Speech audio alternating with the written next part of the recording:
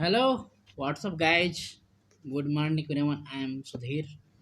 So today the lecture start. Welcome to study mission. I hope all of you well. So nice. Good morning, everyone. जैसा कि आप लोग जानते हैं कि हम मंथली ईयर का भी करंट अफेयर्स कर चुके हैं और हमारा चल रहा है मंथली हर एक मंथ का आता रहता है करंट अफेयर्स। तो हम मई मंथ से स्टार्ट किए थे और मई मंथ का हम लोग ने लेक्चर देख लिया था। लेक्चर डाल रखा हूँ मई मंथ का, जितने लोग नहीं देखे हैं वो देख ले जाकर। जितने लोग नए हैं चैनल को सब्सक्राइब करें, लाइक करें, शेयर करें। और जितने लोग नए हैं जिनको नहीं मालूम है उनको बता देना चाहता हूँ कि डेली हमारा करंट अफेयर्स आता है और मई मंथ का करंट अफेयर्स आता रहता है यार, आया है। और हर एक मंथ का आता रहता है। तो ये जून मंथ का करंट अफेयर्स है, थोड़ा डिले हो गया है। जून मंथ के करंट अफेयर्स में थोड़ा डिले है, तो इसको हम आई होप कि एक दो वीक में कवर कर देंगे, क्योंकि इसके बाद जुलाई का भी मैं जल्दी लेकर आऊँगा। मैं जुलाई करंट अफेयर जल्दी लेकर आऊँगा, उसके बाद मैं अगस्त को स्टार्ट करूँगा। फिर अगस्त की बात। तो चलते हैं, आज का कोट्स देखते हैं और मैं हर एक लेक्चर के आगे कोट्स बोलता हूँ। ये कोट्स है, देखिए कोट्स क्या है, एक बहुत ही अच्छा शब्द बोला गया है किसी के द्वारा और ये हमको अपने लाइफ में इम्प्लीमेंट करना चाहिए, क्योंकि इस संसार में मित्र या शत्रु बनाना हमारे ही बस का होता है।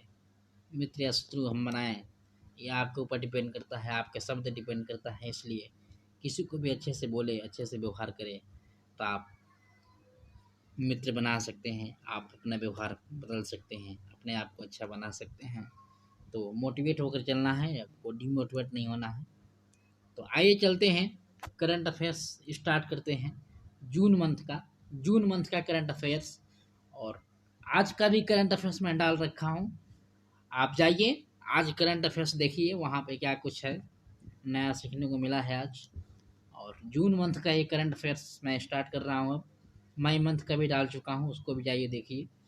जितने लोग भी नए हैं हमारे टेलीग्राम चैनल को ज्वाइन करिए। टेलीग्राम का डिस्क्रिप्शन बॉक्स में लिंक दे दूंगा, सबका सबका पीडीएफ आपको वहाँ पे मिल जाएगा, ठीक है। तो आइए स्टार्ट करते हैं जून मंथ का current affairs. Welcome to Study Mission. Question number first है, what is the full form of IMF. IMF का फुल फॉर्म क्या होता है? तो इंटरनेशनल माइनॉरिटी फंड होता है। ये इंटरनेशनल माइनॉरिटी फंड होता है, जिसको इंटरनेशनल माइनॉरिटी फंड बोलते हैं। ये पर्पज होता है कि बेसिक इनकम स्कीम जो होता है इसको मेंटेन किया जाए, ठीक है। तो इंटरनेशनल माइनॉरिटी फंड होता है ये। क्वेश्चन नंबर सेकेंड है, और देखिए इसमें हम 50 क्वेश्चन डिस्कस करेंगे। 50 क्वेश्चन हमारा एक मंथ का होता है, तो हर एक मंथ का 50 क्वेश्चन होता है। तो मई मंथ का भी 50 था और जून मंथ का ये है, तो इसका भी 50 क्वेश्चन रहेगा। सॉरी। आइए क्वेश्चन नंबर सेकेंड है, what is the food and agricultural organisation. Food and agricultural organisation क्या होता है? तो इसको शॉर्ट फॉर्म में एफएओ बोलते हैं।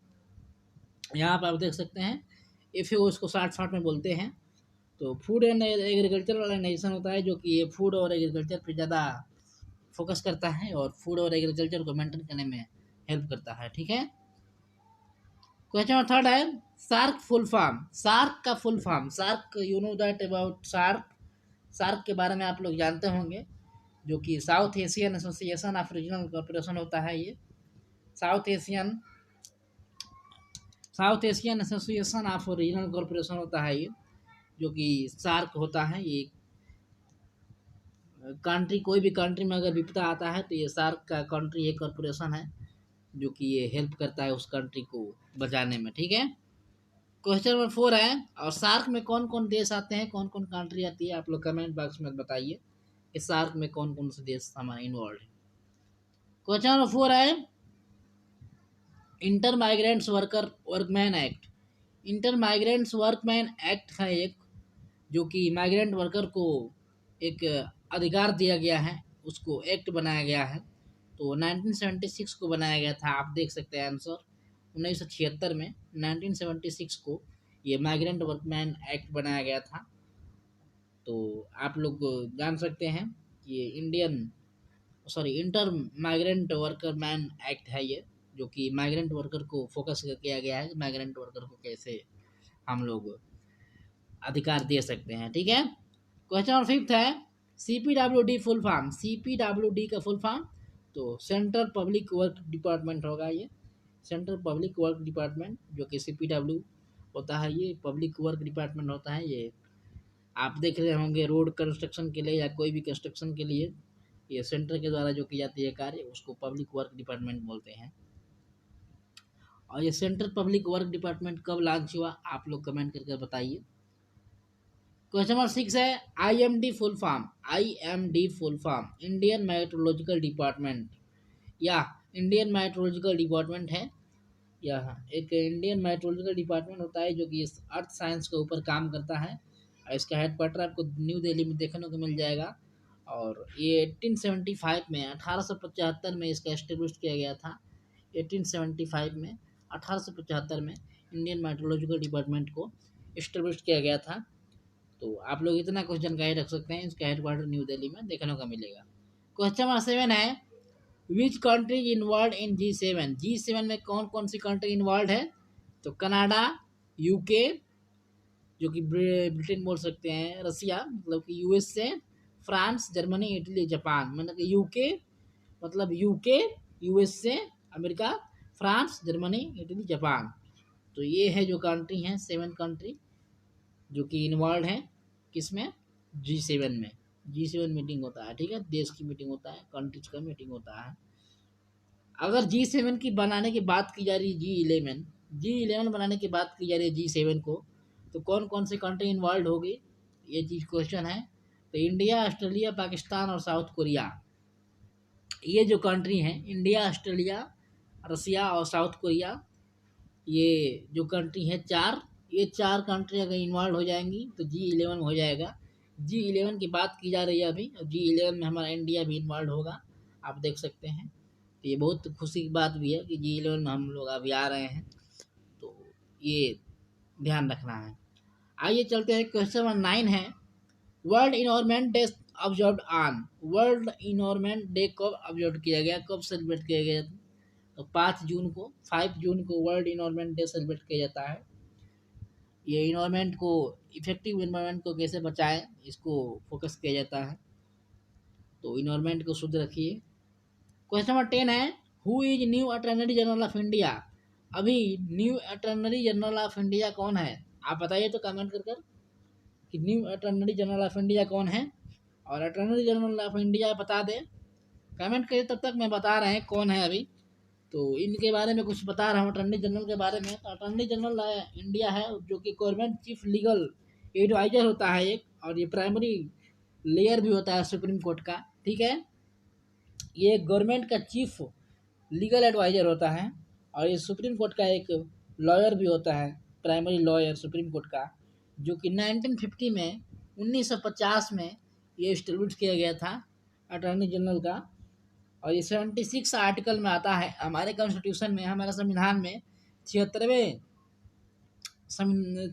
आर्टिकल में आता है, ठीक है, 76 आर्टिकल में। और कमेंट किए क्या आप लोग कि अटॉर्नी जनरल कौन है, अगर कमेंट किए हैं तो वेरी गुड, अगर नहीं जाना है तो मैं बता दे रहा हूँ कि मुकुल रोहतगी जो है, मुकुल रोहतगी हैं जो कि अटॉर्नी जनरल ऑफ इंडिया है, ठीक है। तो ये ध्यान रखिएगा, मुकुल रोहतगी, ठीक है। क्वेश्चन नंबर 11 है world food safety day, world food safety day कब मनाया गया, तो सिर्फ जून 7 को, 7 जून को मनाया गया world food safety day. World food safety day food को सेफ्टी करने के लिए बनाया जाता है, फूड को कैसे बचाया जाए, क्योंकि बहुत सारे लोग होते हैं जो फूड फेंक देते हैं, बचने के बाद खाना ज़्यादा बनाते हैं और खाते नहीं है उतना और फेंक देते हैं। तो ये चीज़ों को रोकने के लिए, ये फूड को सेव करने के लिए ये 7 जून को फूड सेफ्टी डे मनाया जाता है, world food safety day. Question number 12 है CBI of new farmer director, CBI के न्यू फॉर्मर डायरेक्टर कौन बने हैं, तो RK राघवन जी हैं, जो कि अभी RK राघवन जी जो CBI के न्यू फॉर्मर डायरेक्टर बने हैं। और CBI के बारे में आपको बता दें तो सेंट्रल ब्यूरो ऑफ इन्वेस्टिगेशन होता है, ये सेंट्रल ब्यूरो ऑफ इन्वेस्टिगेशन, जो कि CBI जांच होती है किसी भी मर्डर के मर्डर के रिलेटेड के केस में, ठीक है, सीबीआई जांच होती है, तो उसी के फॉर्मर डायरेक्टर बने हैं आर के रघवान, ठीक है। क्वेश्चन नंबर 13 है, Muslim women protection right celebrated on. अभी Muslim women protection right celebrate किया जाता है, ये मुस्लिम वोमेन प्रोटेक्शन राइट, ये मुस्लिम वोमेन को लेकर किया जाता है, जो कि मुस्लिम वोमेन को लेकर किया जाता है। 2019 में आपको देखने को मिला होगा, ये 2019 में आपको देखने को मिला होगा, जो कि अभी मुस्लिम वोमेन जो थी, ये उनको एक दिया गया था इंडियन ट्रिपल तलाक के केस में, एक्ट ऑफ पार्लियामेंट में गया था ये एक्ट। तो इंडियन ट्रिपल तलाक को आप लोगों ने देखा होगा कि इंडियन ट्रिपल तलाक को अभी यहाँ पे सॉल्व किया गया, कैसे मैटर को, तो ट्रिपल तलाक के मैटर को सॉल्व किया गया, तो वही वुमेन प्रोटेक्शन एक्ट राइट को यहाँ पे इस्टेब्लिश कर कर इसको सॉल्व किया गया। तो आप लोग जान सकते हैं, समझ सकते हैं। अगर सीबीआई की बात करें, थोड़ा सा सीबीआई के मैंने थोड़ा सा इस्टेब्लिश नहीं बताया, तो इसका इस्टेब्लिश कब किया गया था सीबीआई का, तो 1941 में 1941 में सीबीआई का इस्टेब्लिश किया गया था। तो ठीक है, इतना कुछ जानकारी रख सकते हैं दोनों के क्वेश्चन के बारे में, 12 और 13, ठीक है। क्वेश्चन 14 है, जीसीसी फुल फॉर्म।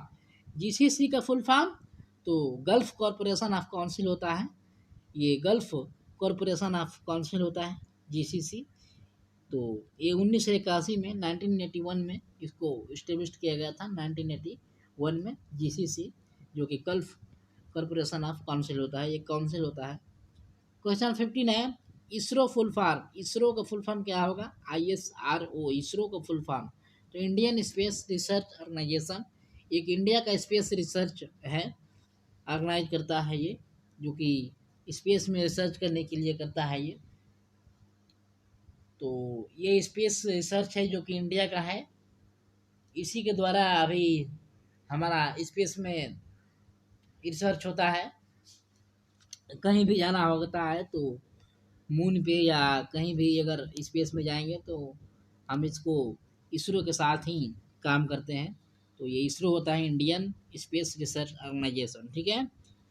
और इसरो के बारे में बता देते हैं, इसरो का हेडक्वार्टर आपको बेंगलोर में देखने को मिलेगा, बेंगलोर में इसका हेडक्वार्टर आपको देखने को मिलेगा। और 15 अगस्त 15 अगस्त को 1969 को ये फाउंड किया गया था, 15 अगस्त को 15 अगस्त को। और 1969 को ये इस्टेब्लिश किया गया था, फाउंड किया गया था 15 अगस्त को, ठीक है। और इसके डायरेक्टर कौन है, तो कैलाशवादी सिवान है, कैलाशवादी सिवान जो कि हैं इनके डायरेक्टर है, ठीक है। क्वेश्चन नंबर 16 है, LAC फुल फॉर्म। LAC का फुल फॉर्म क्या होगा, तो लाइन ऑफ एक्चुअल कंट्रोल। और LOC का 17 है, LOC का फुल फॉर्म तो लाइन ऑफ कंट्रोल।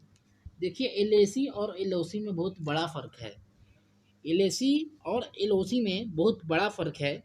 जो कि LAC जो होता है, ये ट्रीटी ऑफ द साइन किया गया था इंडिया और बॉर्डर डिस्प्यूट किया गया था, ट्रीटी ऑफ द साइनो किया गया था इंडिया और बॉर्डर डिस्प्यूट किया गया था इंडिया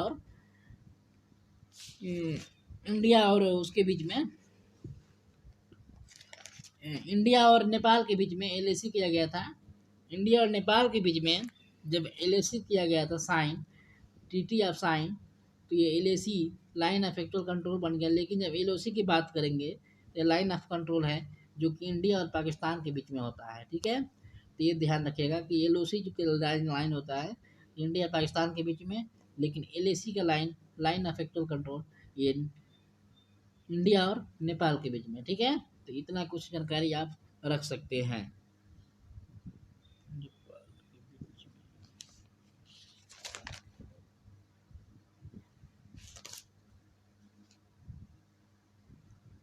सॉरी, ये चाइना के बीच में होता है। LAC जो होता है ये इंडिया और चाइना के बीच में होता है, कन्फ्यूजन हो गया थोड़ा सा।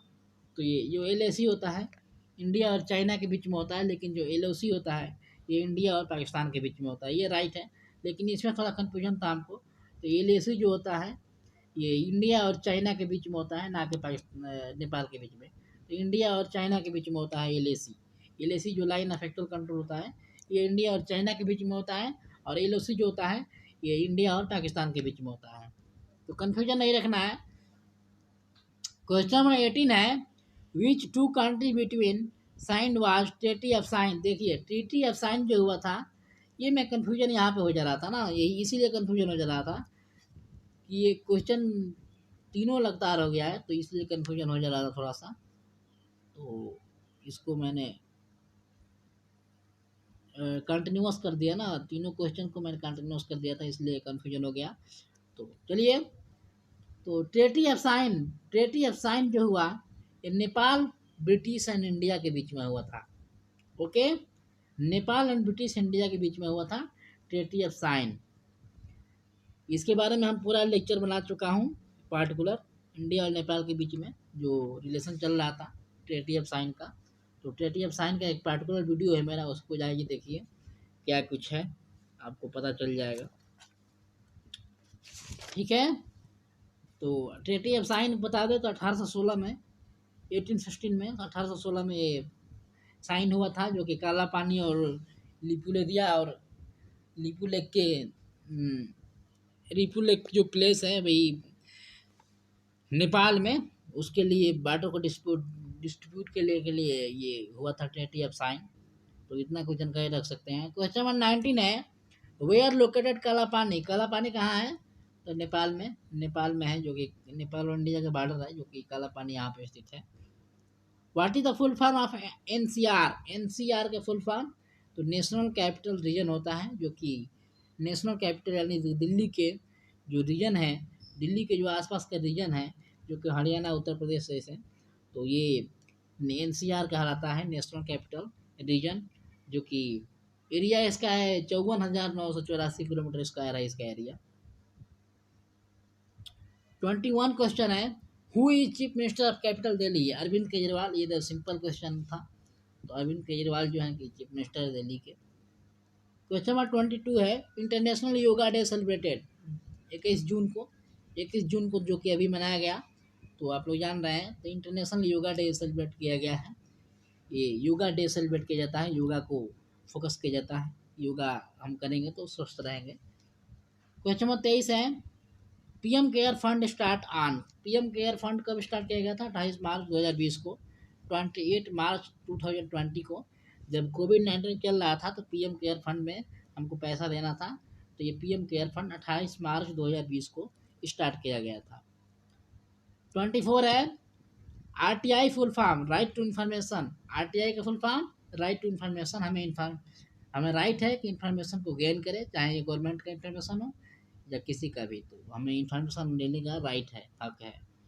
अगर RTI की बात करें तो 2005 का एक्ट है, 2005 का एक्ट है ये, जो कि जस्ट इन्फॉर्म हुआ अभी ये आपके प्रॉब्लम को इन्फॉर्म करने के लिए ये किया जाता है, आपको प्रॉब्लम नहीं रहेगी। कोई भी मटेरियल को लेने से पहले आपको उसके बारे में इंफॉर्मेशन की आपको राइट है। क्वेश्चन 5 है, who is Google CEO? Google का CEO कौन है? तो सुंदर पिचाई जी हैं, जो कि गूगल के CEO हैं, सुंदर पिचाई। ठीक है, तो ये गूगल के CEO हैं, जो कि वेब सर्च होता है, इसका लिंक गूगल, इसका एक वेब सर्च लिंक है ये गूगल, जो कि सर्चिंग का काम करता है। और ये UN फाउंडेशन होता है, ये UN फाउंडेशन है, जो कि UN से लिया गया है, फाउंडेशन किया गया है, और ये 2005 में क्रिएट किया गया था। 2005 में क्रिएट किया गया था ये। ठीक है, गूगल। तो इतना कुछ जानकारी रख सकते हैं। Model land act started. Model land act कब स्टार्ट किया गया था? तो 2016 में। 2016 में मॉडल लैंड एक्ट स्टार्ट किया गया था। नीति आयोग चेयरपर्सन। नीति आयोग के चेयरपर्सन कौन है? तो श्री नरेंद्र मोदी जी। श्री हमारे नरेंद्र मोदी जी हैं, जो कि प्राइम मिनिस्टर जी हैं, नीति आयोग के चेयरपर्सन। और नीति आयोग के बारे में आपको बता दें तो नीति आयोग एक पॉलिसी है, जो कि एक गवर्नमेंट को, इंडिया गवर्नमेंट को एक पॉलिसी है, जो कि आयोग है। इसका वेबसाइट है नीति आयोग गवर्नमेंट इन, और इसका हेडक्वार्टर आपको न्यू दिल्ली में देखने को मिल जाएगा। ठीक है, तो नीति आयोग के बारे में इतना कुछ जानकारी रख सकते हैं। उसके चेयरपर्सन हमारे नरेंद्र मोदी जी हैं। तो ये चीज़ें अभी देखिए, इसको सिलेक्शन कमीशन भी बोला जाता था पहले, नीति आयोग को सिलेक्शन कमीशन बोला जाता था, तो ये ध्यान रखिएगा। क्वेश्चन नंबर 28 है, ICC S full form, ICC का फुल फॉर्म क्या होता है? इंटरनेशनल क्रिमिनल केसेस, इंटरनेशनल के लेवल पे जो भी क्रिमिनल केसेस होती हैं उसको आईसीसी बोलते हैं, इंटरनेशनल क्रिमिनल केसेस। तो ये इसके मेंबर अभी स्टेट के मेंबर के हैं, 123 मेंबर है, जो कि 123 स्टेट है जो कि इसके मेंबर हैं अभी। क्वेश्चन नंबर 29 है, Sushant Singh Rajput was belonged which state? Sushant Singh Rajput का भी केस देखने को मिली आपको, तो ये किस स्टेट से बिलोंग करते थे? तो बिहार से, बिहार से ये बिहार स्टेट से बिलोंग करते थे। क्वेश्चन नंबर 30 है, NPTEL, NPTEL full form, national program on technology enhanced learning. देखिए national program on technology enhanced learning है, जो कि कोविड-19 में स्टार्ट किया गया था ये, क्योंकि अभी बात जान रहे हैं कि अभी कोविड-19 के चलते क्लास नहीं लग रहा था, स्कूल नहीं लग रहा था, और उसके लिए हमको पढ़ाई भी ज़रूरी थी, इसलिए ऑनलाइन सुविधा चालू की गई थी। तो ये ई लर्निंग है, जो कि इसके थ्रू ऑनलाइन वेबसाइट है, एक इसके थ्रू ऑनलाइन हम पढ़ सकते हैं। तो इसके हेडक्वार्टर आपको मुंबई में देखने को मिलेगा। तो ये चीज़ है national program technology enhanced learning. Question 31 है, SWAYM यानी कि Swayam, Swayam full form, Swayam full form study wave of active learning for young expensing minds, young expressing minds के लिए ये वेब स्टडी वेब एक्टिविटी है एक लर्निंग के लिए, जो कि ये सॉफ्टवेयर डेवलपमेंट इंजीनियरिंग के लिए टेस्ट भी करती है, और ये STET बोलते हैं इसको, सॉफ्टवेयर डेवलपमेंट इंजीनियरिंग टेस्ट ये भी करती है। और ये IBM इसके साथ है, अभी IBM सर्टिफिकेट भी आपको मिलेगा इसके साथ, और इसके चेयरपर्सन अभी दीपक कुमार हैं, इसके चेयरपर्सन अभी दीपक कुमार है। तो इतना कुछ जानकारी रख सकते हैं इसके बारे में। क्वेश्चन नंबर 32 है, DCGI का फुल फॉर्म क्या होगा? तो drugs controller general of India, drugs controller of general India है जो कि DCGI का फुल फॉर्म, और ये न्यू दिल्ली में इसका हेडक्वार्टर देखने को मिलेगा, और 2012 में इसको फाउंड किया गया था। ड्रग्स को कंट्रोल करने के लिए drugs controller general of India है, जो कि ड्रग्स को कंट्रोल करने के लिए 2012 में फाउंड किया गया था ये।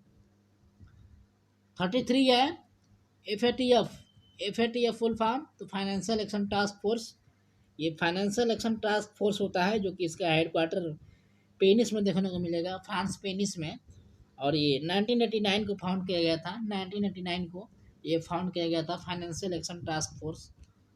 MNREGA full form Mahatma Gandhi national rural employment act होता है, जो कि मैं बहुत बार बता चुका हूँ आपको। तो ये महात्मा गांधी का ये एक्ट है, 2005 में फाउंड किया गया था ये, 2009 में महात्मा गांधी को जोड़ दिया गया। महात्मा गांधी को कब जोड़ा गया? तो 2009 में, पहले ये नरेगा ही था, लेकिन महात्मा गांधी जोड़ कर मनरेगा बोला दिया, तो 2009 में महात्मा गांधी को जोड़ दिया गया, लेकिन 2005 का एक्ट है। 35, food and agricultural organisation founded on, food and agricultural organisation कब फाउंड किया गया था? तो अक्टूबर 1945 को, अक्टूबर 1945 को ये फाउंड किया गया था। अभी FAO के बारे में आपको बताया ऊपर, तो वहीं ये food and agriculture organisation foundation. 36 है, CCRS फुल फॉर्म, CCRS का फुल फॉर्म क्या होता है?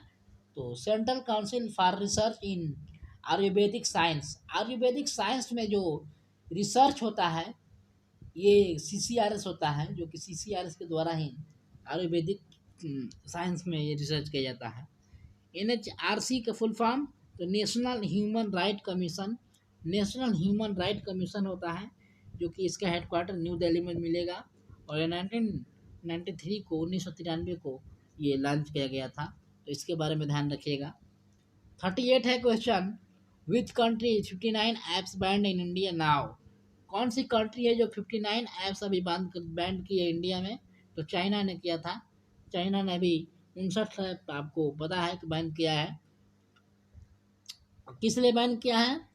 तो अभी अभी हमारे फिलहाल चाइना से अभी कोविड-19 आया, और इसके लिए हम बोल सकते हैं कि गवर्नमेंट इसका कदम उठाई है, या फिर अभी चाइना लड़ाई कर रहा था, झक्का झड़प कर रहा था अभी जवानों के साथ, तो उसके लिए भी बैन कर सकता है। तो इस पे कई रीजन हो सकता है इसके पीछे। क्वेश्चन 39 है, when Chinese app band in India, कब चाइनीज ऐप बैंड किया गया इंडिया में? तो ये 29 जून 2020 को, 29 जून को बैन किया गया ये। 40 है question, which Chinese app become more famous in India with in whole world, अभी पूरे विश्व के साथ साथ इंडिया में कौन सा चाइनीज ऐप सबसे ज़्यादा फेमस था? तो टिकटॉक था, जो कि शॉर्ट वीडियो मेकर होता है।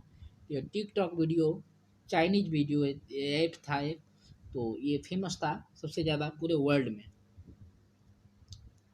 क्वेश्चन नंबर 41 है, Chinese army name, Chinese army name क्या है? चाइनीज का आर्मी नेम क्या है? तो पीएलए बोलते हैं इसको, पीपुल लिबरेशन आर्मी होता है, ये चाइना का आर्मी है। 42 है, who is head of ICMR, ICMR के हेड कौन है? तो बलराम भार्गवा जो है कि आईसीएमआर के हेड हैं। और आईसीएमआर के बारे में बता दें आपको, तो आईसीएमआर होता है Indian council of medical research होता है, जो कि ये मिनिस्ट्री ऑफ हेल्थ मिनिस्ट्री के अंदर आता है। ये हेल्थ मिनिस्ट्री के अंदर आता है Indian council of medical research. इसी के द्वारा आपको ये काउंसिल किया जाता है, एक मेडिकल रिसर्च किया जाता है इंडिया में।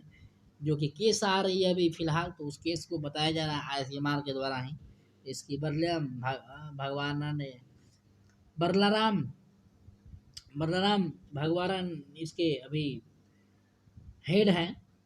तो ये 1911 में इस्टेब्लिश किया गया था, 1911 में इसको इस्टेब्लिश किया गया था। इसका हेडक्वार्टर न्यू दिल्ली में मिलेगा। 43 है, NSS full form, national simple survey, national simple survey है एनएसएस का फुल फॉर्म, जो कि 1969 में इस्टेब्लिश किया गया था। और इसका ये ministry of youth affairs sports के अंदर आता है। ये SIPRI full form, CPRI full form, तो Stockholm international peaces research institute होता है ये। और ये 1966 में फाउंड किया गया था। 1966 में इसको फाउंड किया गया था, Stockholm international peaces research institute. ठीक है। 45 है, statistics day celebrated in India, तो 29 जून को स्टैटिस्टिक्स डे सेलिब्रेट किया जाता है। और स्टैटिस्टिक्स डे एक यूनाइटेड नेशन के द्वारा ये क्रिएट किया गया था 2010 में, जो कि फर्स्ट बार सेलिब्रेट किया गया था। एनएफएसए फुल फॉर्म क्या होगा? तो एनएफएसए का फुल फॉर्म क्या होगा बताइए, कमेंट बॉक्स में बताइएगा क्या होगा। और एनएफएसए का बता दें तो एनएफएसए 30 जून को एनएफएसए को सेलिब्रेट किया जाता है। और 2013 में ये एक्ट आया था एनएफएसए, जो कि फूड सिक्योरिटी एक्ट होता है, food security act, national food security act NFSA होता है, नेशनल फूड सिक्योरिटी एक्ट।